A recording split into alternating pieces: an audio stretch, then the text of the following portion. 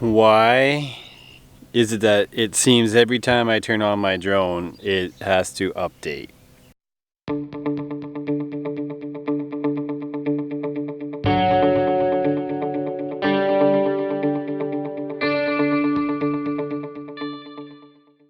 Good morning, it's Friday, 8 o'clock in the morning, and just going to do a quick tour of some of the crops here today, and I figured I'd take you along. I'm going to throw up the drone here and take a look at some crops. I got a cornfield that is right beside me, and I got a bean field here, the first one we planted, and just going to throw the drone up. I did some strips out here and actually just tried some Amidas on the soybeans. I don't know if it's going to work. It's going to need rain to activate, and we don't have much rain in the forecast. So it's eventually happened where we complained about having too much rain, and now we aren't getting rain and we need one here shortly, just to kind of keep things going because the roots are lazy. But I'm gonna hop out of the truck here. We'll go look at these beans, we'll look at the corn, and I might throw up the drone. I have some issues going on too that I want to take a look at, and I'll show them to you. The bean field I'm in right now behind me, the sun's really bright, but it's awesome. We've been waiting for this heat. Things are jumping and we need it. It'd just be nice if we got a nice little shower too, but I'll take the heat. Things are finally popping, which is good because the stuff needs to grow. I'm pretty happy we did solid seeded beans, or beans in 7.5 inch rows, because we're capturing a lot more sunlight that way because they're filling in quicker. Which is good. So, oh, I think my drone's ready to go. So this is the bean field here, and it's hard to tell because the beans are still pretty small, but try to give you some perspective. That's the headland area here. So there's where I am standing there with the truck, and that's the bean field here. As you can see, all no-tilled on the corn stalks. That's the beans, and they have a cornfield right over this way. So this is a farm that I tiled last fall. It's our best cornfield by far. It's actually starting to close in the rows a little bit, but I'm pretty happy with it. You can actually kind of see some of the tile lines or tile runs there, just because it still was a little rough, and the emergence was a little different on those ones. But we'll maybe go over top of it and take a look down on it and see what it looks like.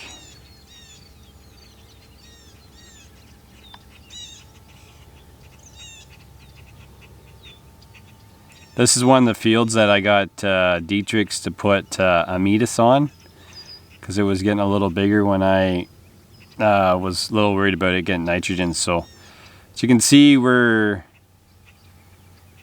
closed in a lot of the crop in between the rows. Just go down a little lower so you can see it, but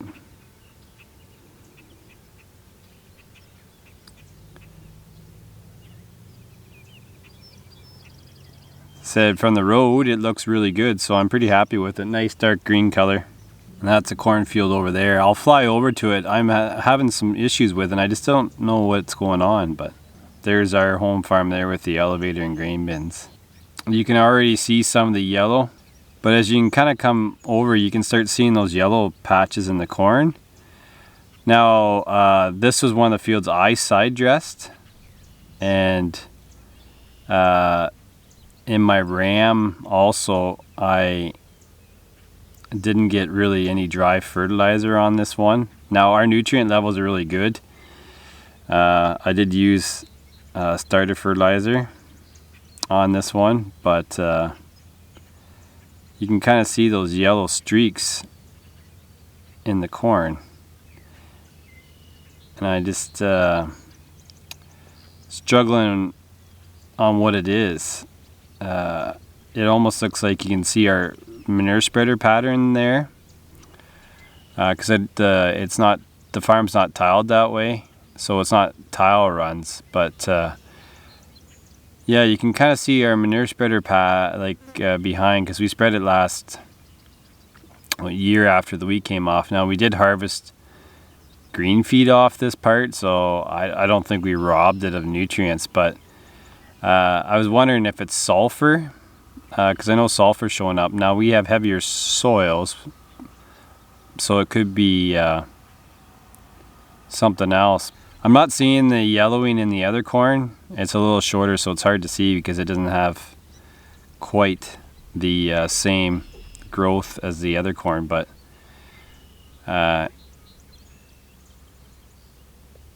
it's just interesting to see what's going on there. But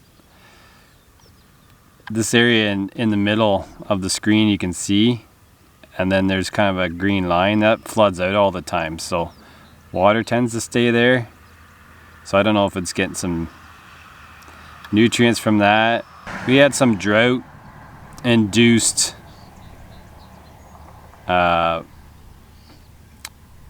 nutrient issues last year, but this year we shouldn't have drought induced. So I don't know, like, it's not the whole field. Some areas look worse than others. I'm gonna zoom out or change the pan up, but you can kind of see that through the whole field. So I don't know what's going on there. Whether it was just a year that, you know, we really probably should have focused on making sure we had dry fertilizer down, but those spots that aren't planted in the field, they had water laying in them when I planted. So it wasn't bad conditions. I planted in worse. I thought that stuff actually planted really nice. So I don't know what's going on, but you can see just all the difference in planting dates. There's 3 across these cornfields. And as I said, there's like a pretty stark difference between the 2 cornfields there. As I said, this is that one that I'm really happy with. And just to give you an idea, I did that video. I'll maybe put the card up in here, but this is a wheat field that I ran drone deploy over to see if it was worth keeping, and I ended up, as I said, giving it a second shot of N, and we kept that field. And I just cannot believe how resilient it ended up being, and it actually looks pretty good. There's some pretty thin spots, weedy spots. We're gonna have to do probably a harvest desiccation on it just because of that, but I'm really happy we saved it because it turned out to be pretty good. That's the home farm corn too, the very first stuff I planted, May 17th. I'm pretty happy with it. It's got a little bit of yellowing in it too, and this didn't quite get the same amount of fertilizer it should have because I was working on trying to calibrate the metering rolls. So it was a little tough to get it 100%, but looking at it from the air, it looks good. It looks good too when you're walking around it. So no real issues there. It seems that, you know, soil type plays a big role. That's why you can see some darker green, kind of like there's like almost veins in the corn. That's just darker soil, and it just really showed up this year, but happy with that. Quick shot of the farmyard.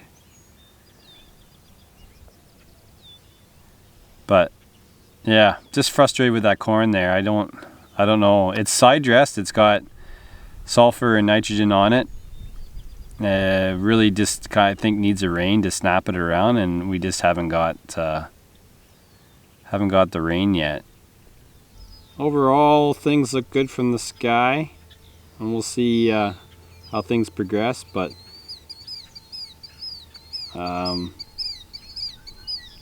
overall pretty happy with our crops to date, and with this heat, feeling a lot more comfortable with how they're progressing. So I think we'll quit doing the lazy man scouting, and I'll start walking here, and I'll take you along for the journey.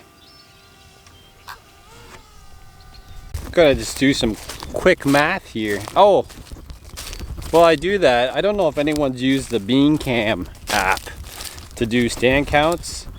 I used it. I'm not sure how well it works, if you got to really take some time to calibrate it. But I went through this field and took some pictures of the soybeans here and tried to get an idea of what my stand was, and I was pretty happy. It came out around 200,000, which seems high, but I haven't grown beans in 7.5-inch rows for a long time, so it's hard to get perspective. I guess I could do the hula hoop method and do stuff like that, but I don't know. I'd be interested if anyone has used that BeanCam app to do the populations, but I was impressed by it. It's a pretty cool thing. If you can, it does seem accurate when you walk from one field to the other. It kind of gave me an idea, and it looked that way too. Like this field looked a little thicker than the other one. So overall, I think it's probably right, but I'm just going to do a temperature conversion. Today it's supposed to feel like 36 degrees Celsius. So 36, no, go Celsius, Fahrenheit, 36. So 90, with the humidity today, 96.8 degrees Fahrenheit. That's probably why I'm sweating already. As you can see, these beans are actually second trifoliate already, so every time the first leaves, as people know, those are the unifoliates. Then the first trifoliate here, and then we got a second one already. So they're motoring right along. I wouldn't be surprised if we start seeing some flowers soon. You usually like to see the plant a bit bigger, because it's kind of that source versus sink idea. The bigger the source of nutrients to supply the flowers, which would be a sink, the more ability it probably has to retain flowers. Our goal here is to have as many flowers on the soybean plant to turn into pods, and then as many of those pods to have as many beans in them as we can. Typically soybeans are 3 beans per pod. You can get 2 beans, 1 bean, or 4 beans in a pod. So our goal is basically to get the flower turn into pods that turn into beans. And when you plant late like we did this year, we just don't have that size of plant to help sustain the flowers. So hopefully we keep getting these growing conditions and we can keep things flowering. But a little bit of yellowing on those first, the newest trifoliates, the newest leaves coming out. We always seem to run into that when we get this kind of weather. You get that rapid growth and you just can't always supply the nutrients as quick as the demand is, but it's pretty good. So we're in this cornfield that I'm pretty happy with, and it's actually, we had a good dew last night. That's the one thing about this humidity, is that we get heavy dews. It was kind of almost foggy this morning when I woke up at 6. So as you can see, if you go by the saying knee high by, well, we go by knee high by the 1st of July. Today's July 5th. We're doing quite well. So this corn is moving right along. As you can see, it's kind of got I call it pineapple top syndrome, or I wouldn't say syndrome, characteristics, because of the heat we're experiencing right now and a little bit drier and the roots aren't 100%.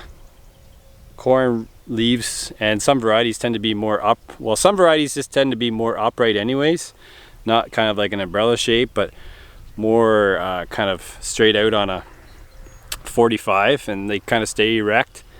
This variety does that, it kind of stays erect anyways, but we're seeing just a bit of curl on the leaf. I'll see if I can find it, and it's just kind of it's just keeping itself from evaporating out too much water, so it's kind of protecting itself through the heat of the day, and then it'll kind of relax at night and go through a whole bunch of stuff. So plants are pretty cool, they're pretty adaptive, but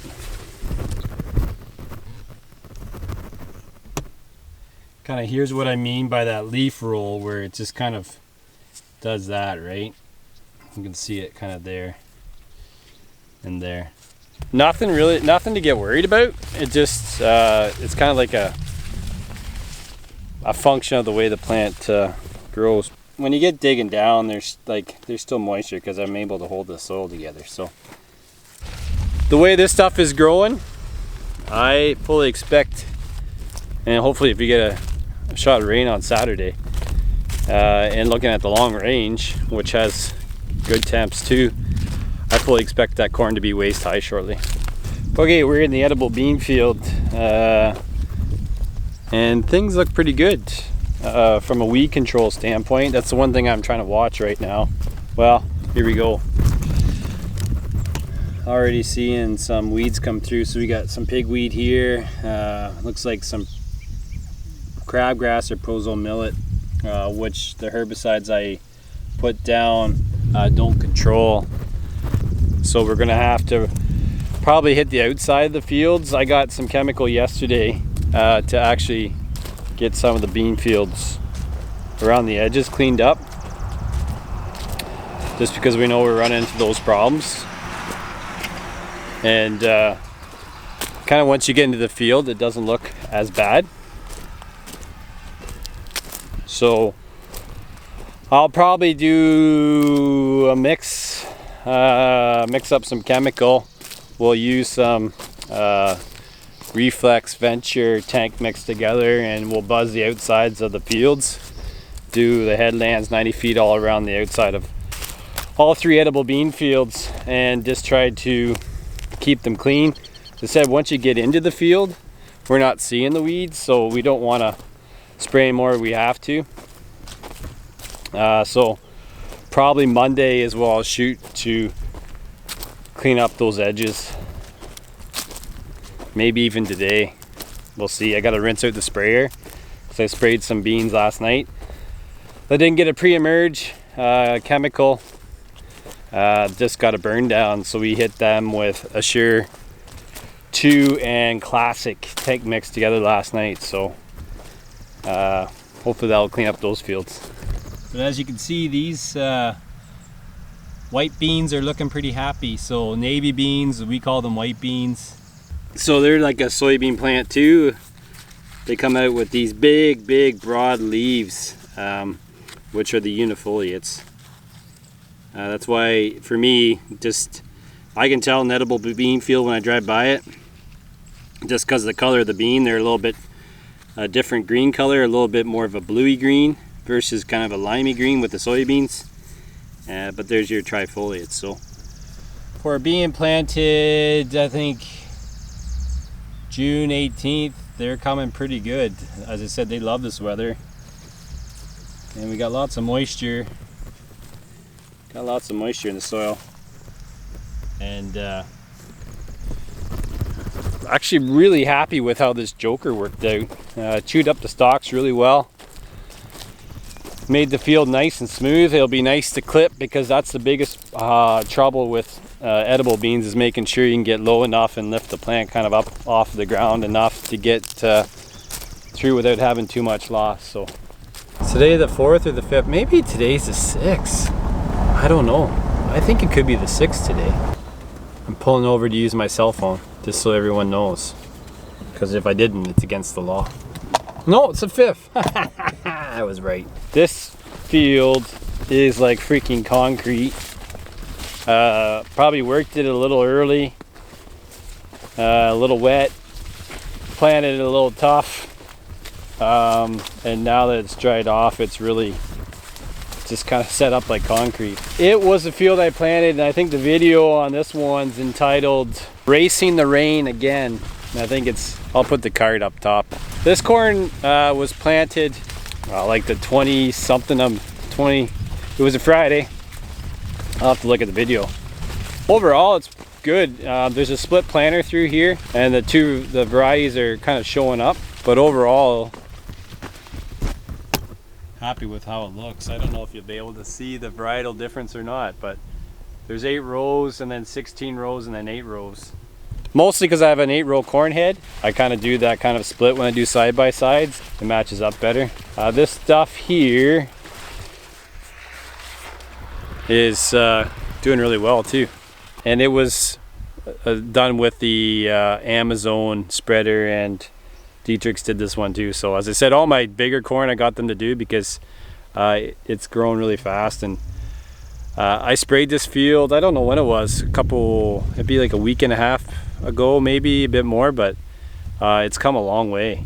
See how things are starting to dry up and crack. The ground's starting to crack open, but you know, we're not getting that split on the seed trench. So you know we did things, I guess, somewhat decent here, and the stuff's going pretty good. There's a good example of some Callisto injury. We sprayed this with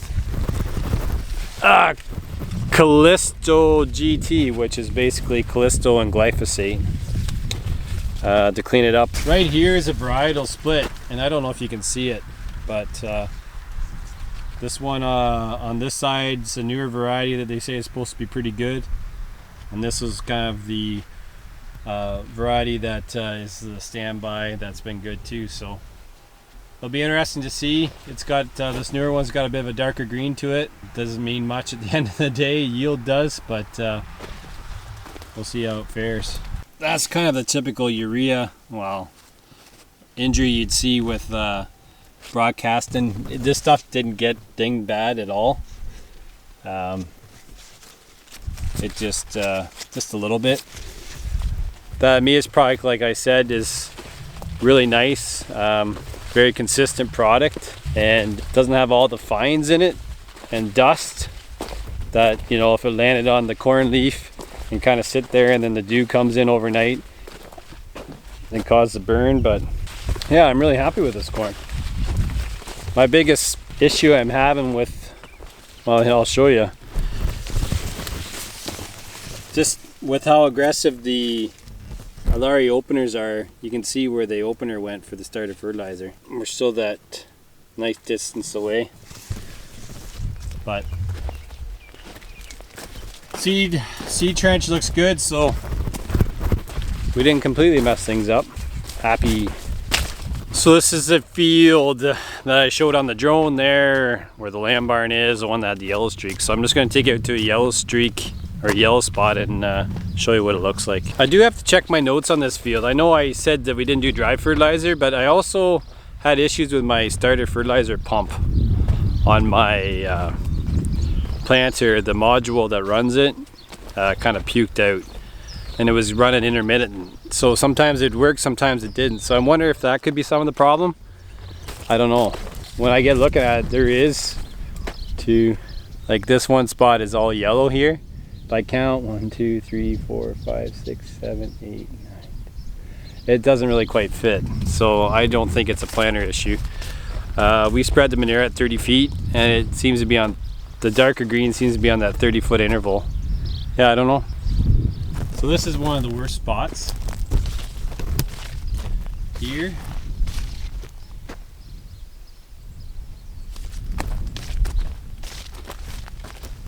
I'm probably in the worst spot, and it doesn't look horrible, but see, that's what I was wondering about potash, because we're kind of losing the lower leaves here. There's a bit of that there too. Just a bit of, like, I don't know, but like when you look at it here, like you wonder if it's sulfur or nitrogen. So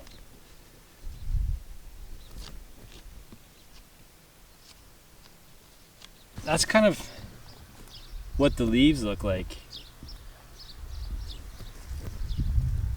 So I had this farm soil tested.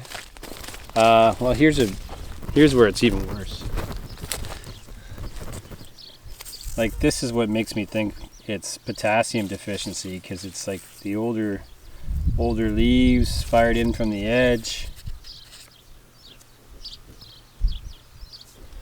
Getting a little close with the applicator. Ground's warm. Holy.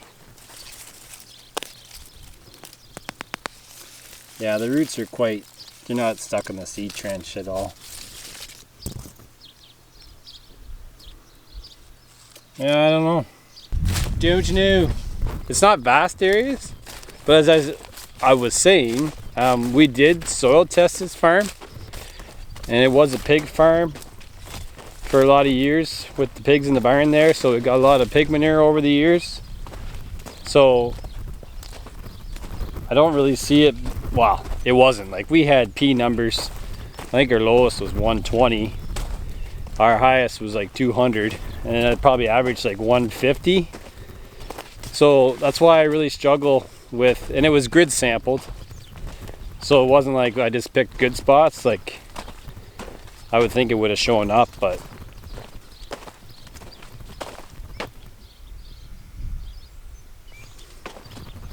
I don't know, compaction maybe. It's just weird because I got spots here that are knee high that I'm walking through right now, and I got all that yellow stuff. But if you were to add it all up, I don't think it really ends up being a whole lot, but it's just frustrating when you get those situations and you're like, well, why is it doing that? But anyways, if anyone's got ideas, throw them in the comments. Love to hear them. Well, that's going to wrap up this video. Just a quick crop update and give you an idea how things are progressing here. I think when we get to wheat harvest, videos are going to increase in frequency because there's going to be a lot going on. And then we'll be getting into a whole bunch of more field work again, where we're spreading manure, working it in, planting some cover crop, and doing some of that stuff. With that, enjoy your weekend. I know I look forward to maybe taking a little bit more time off on weekends here and spend some time with the family and getting rested up from the spring from hell. But with that, we'll see you next time.